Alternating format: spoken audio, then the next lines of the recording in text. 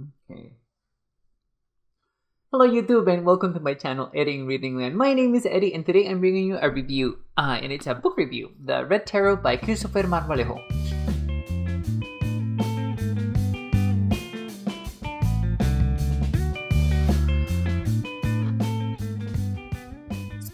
Okay guys, so I am going to do my best to review this book because, well, two things. I didn't really like the book, but I do or I am able to identify that this is a very important book. And actually, this is one of those books that I will keep to consult afterward, or to consult later, especially when I'm doing research about a lot of about tarot and also about some political topics. I will explain. But the first thing I want to say is that I like the things that I like. I'm going to tell you first, so that this doesn't sound very a very hater sort of review. I did like Marmolejo's take on some of the cards, especially the Four of Pentacles and also the Strength card. As you guys know, the Strength card is one of my actually my favorite card in all tarot. But they did an amazing job talking about the Four of Pentacles and the Strength card. So I want to read you some of the things that they said about the Four of Pentacles. There is a very cool line for the Four of Pentacles, and it reads, the Four of Pentacles presents a mini emperor clutching tightly to four gold coins, sitting upon a gray, flattened environment alone. It reflects the reader in a state of self-preservation. I love that. There is a holding in or back. There is concern for what is to come or what has been, holding firmly onto the present moment, holding tightly onto one's resources. I feel like that encompasses very well the feeling of the Four of Pentacles. Now, Marmolejo also talks about the Four of Pentacles as people refusing to care for the earth. So they really bring a sort of self-care to the planet Earth, also with the Four of Pentacles, that I thought was actually quite insightful, in my opinion. So I love that. I love reading about the Four of Pentacles. And also, like I said as well, I love the Strength card. And with the Strength card, actually, there is a really cool passage over here as well. Let's see.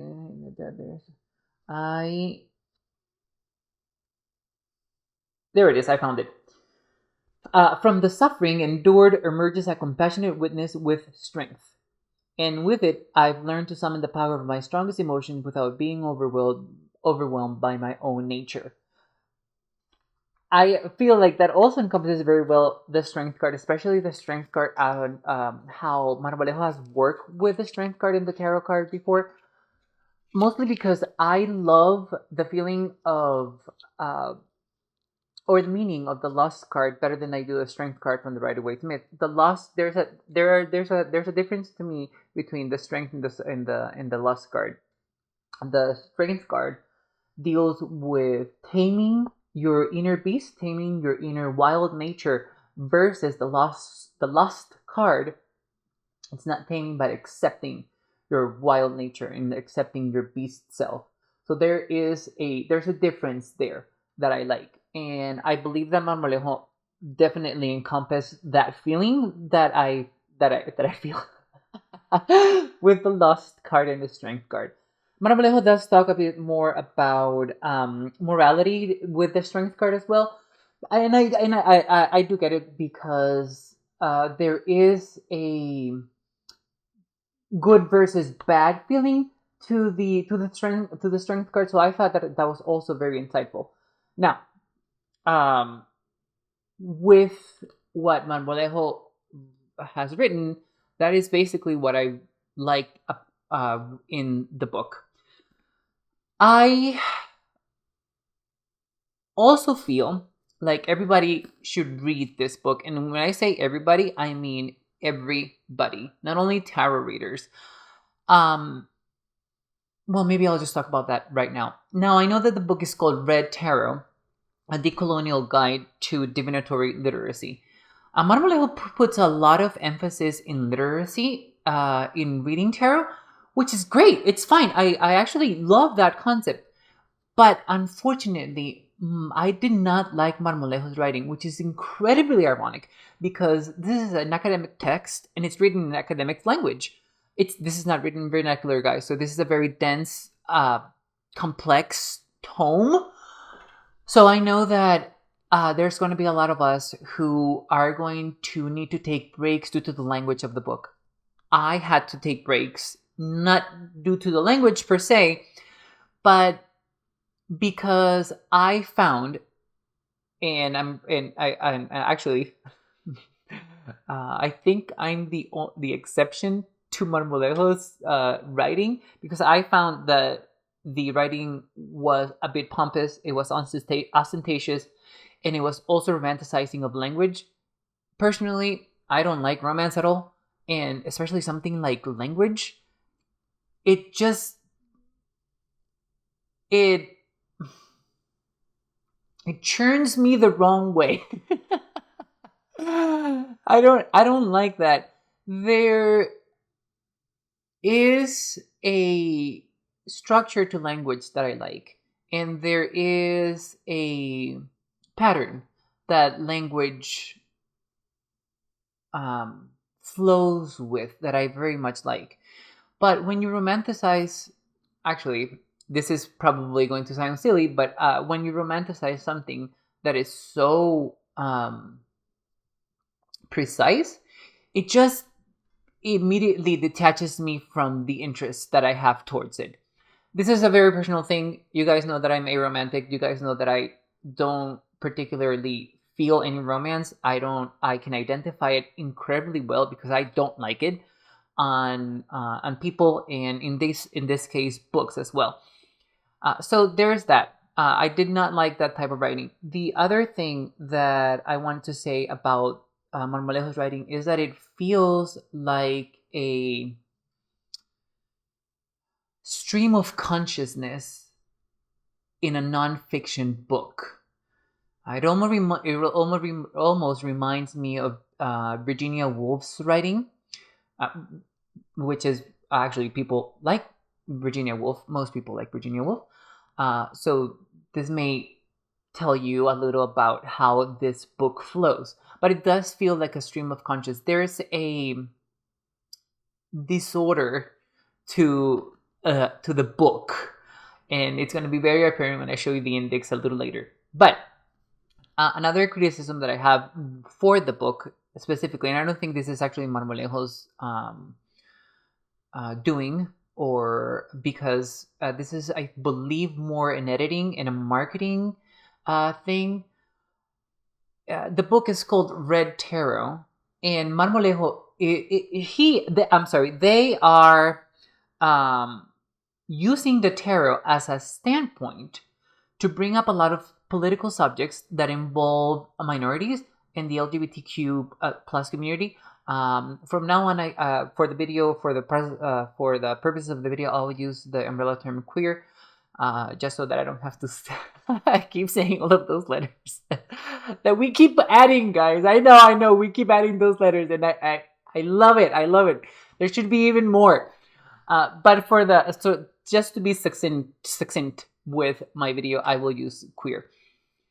So this also encompasses queer communities, thematics, minorities thematics, especially Latino and Indigenous people.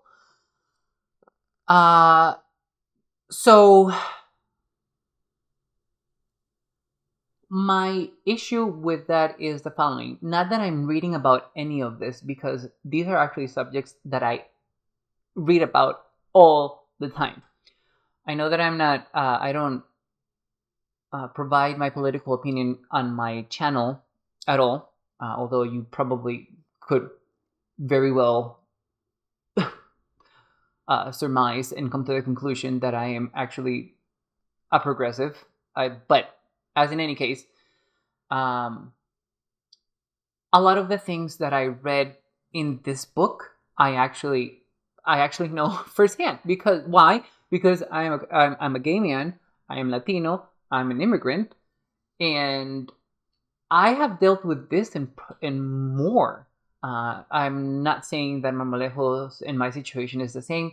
Clearly, Marmolejo's situation is unique to themselves, and I love the fact that they were so brave into providing us an insight to their life and how they grew up and what they have perceived, their own journey. That's amazing. That was amazing to read. But again, it just loses the appeal because of how the book is written.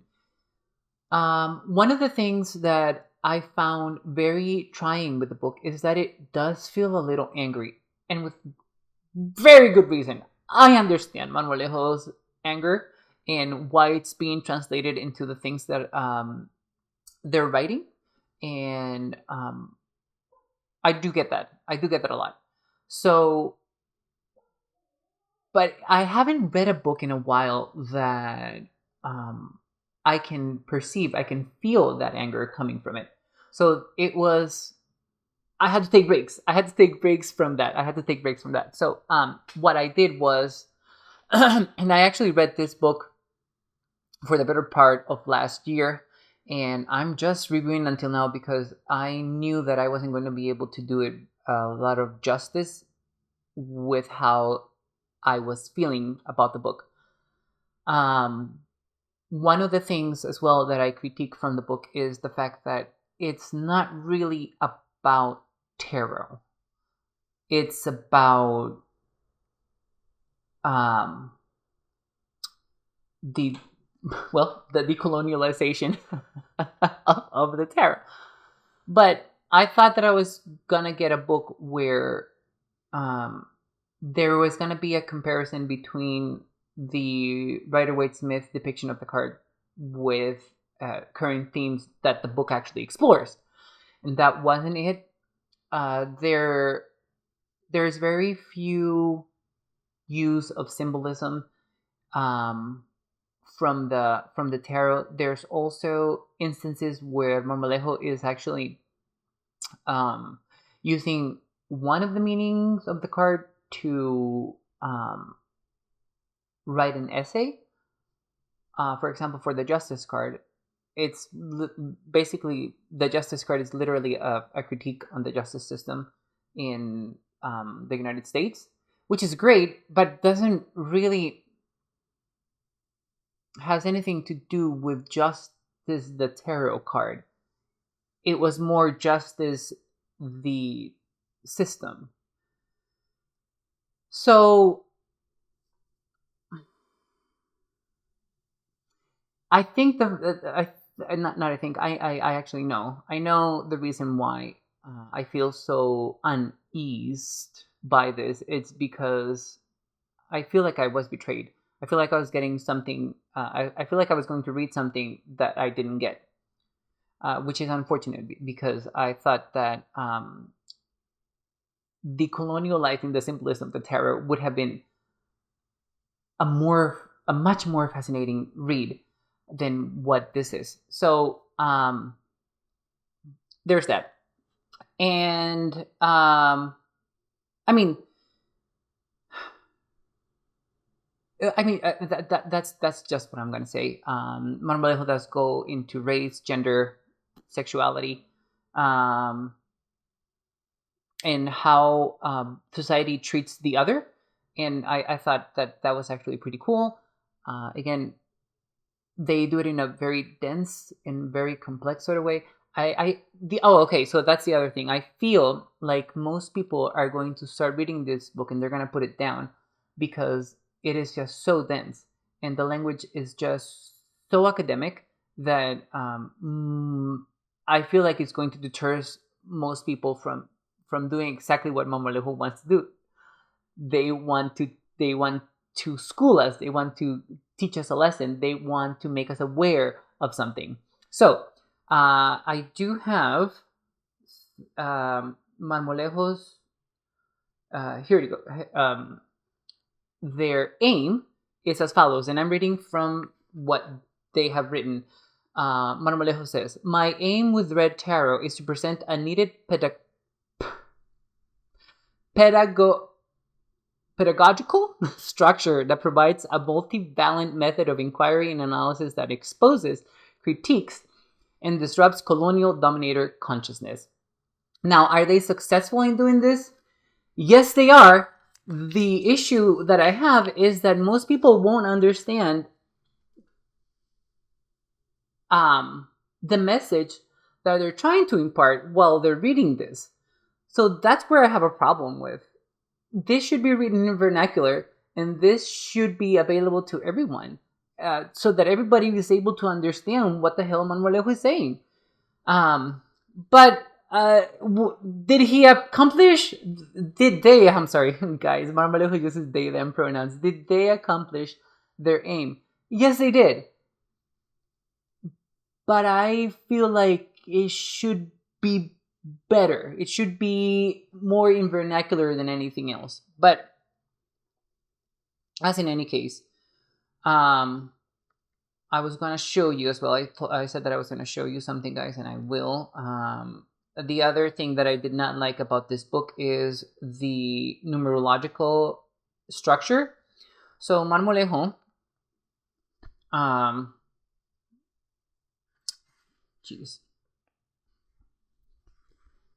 structured the tarot as such. And let me go down in the camera over here so that I can show you. So this is Marmolejo's index, and this is the structure of the tarot, of the chapters. So as you guys can see, in chapter 2, which is called 1, they have paired the ace, the magician, the aces, the pages, the magician, and the wheel of fortune, which are the 1 numbers. So that's okay, that's fine. But then they paired the 2s this way. We have here the High Priestess, Justice, the Hanged One, and Judgment. To me, the Hanged One is a 3 numerologically. So I'm not really. I actually know why they added it to the 2, because it's 12 is 1 level higher than 2. So I get that. But I don't like it. I don't like it. The other thing that I did not like is that, for example, I would have paired the knights with the 2s, and they paired the knights with the 7s.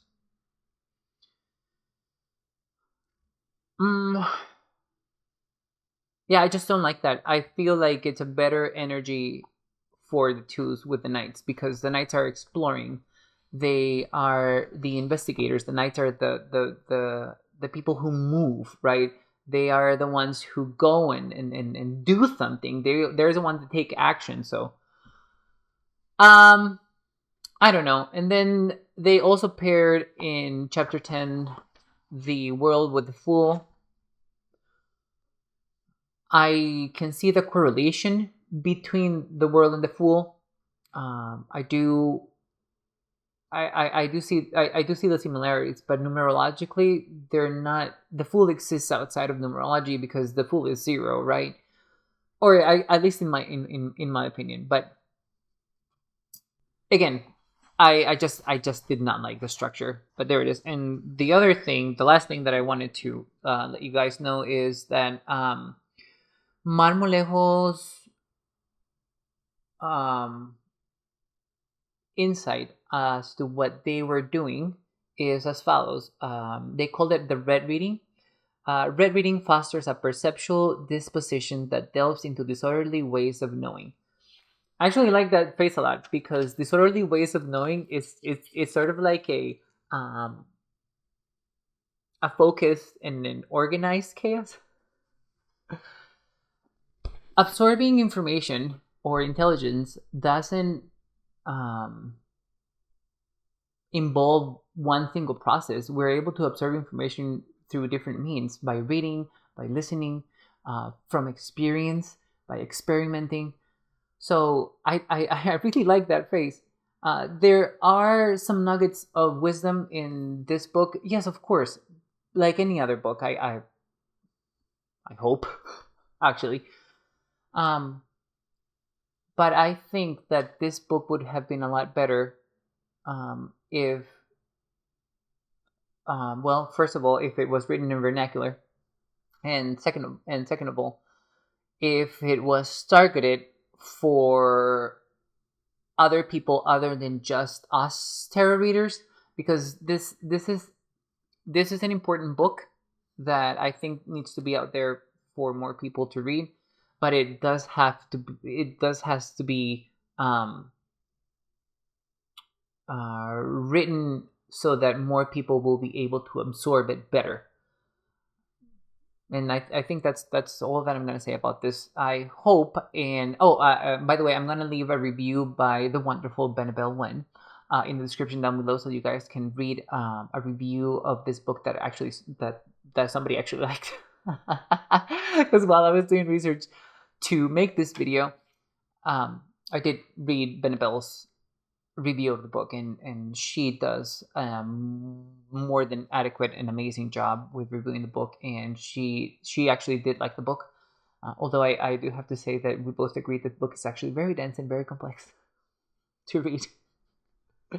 But as in any case, let me know in the comments below if you have read this book. I hope that I did not deter you from reading this book, because this book is really important, guys. I will say that if you guys are going to read this book, take breaks like I did. I read a chapter, and then I read a novel, and then I read another chapter, and then I read a novel, and so on and so forth until I finished the book. Because it's that dense, guys. And it's actually not a huge book. It's a longer book than usual, but it's not a tome, right? The book does feel like a tome. But let me know in the comments below if you've read the book. And if you actually liked it. I would love to hear your reasons why. Hopefully you guys do it a better justice than I did. Justice. Okay, guys. Well, I'll see you in the next one. Bye-bye, YouTube. Oh my goodness.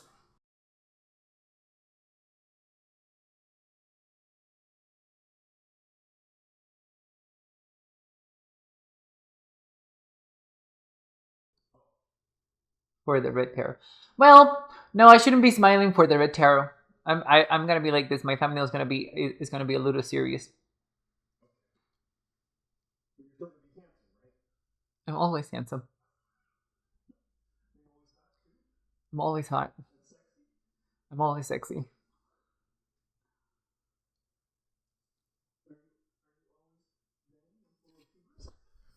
I am vain. I am not full of hubris, because unlike most other people, even though I am an egotist, I don't feel like I'm the best thing ever. I'm just the best version of me that I am at the time. That is not hubris, because I don't want to be all, like, I don't want to be the all and the be all and how other people measure themselves.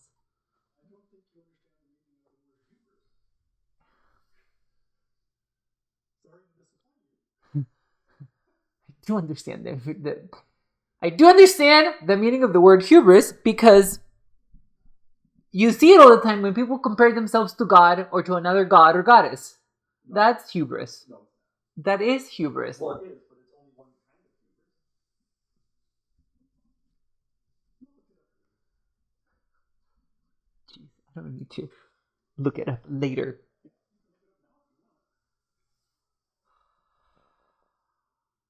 Silent one. I'm just schooling. I don't need to be schooled, thank you. No. Let's go. Come on. Oh.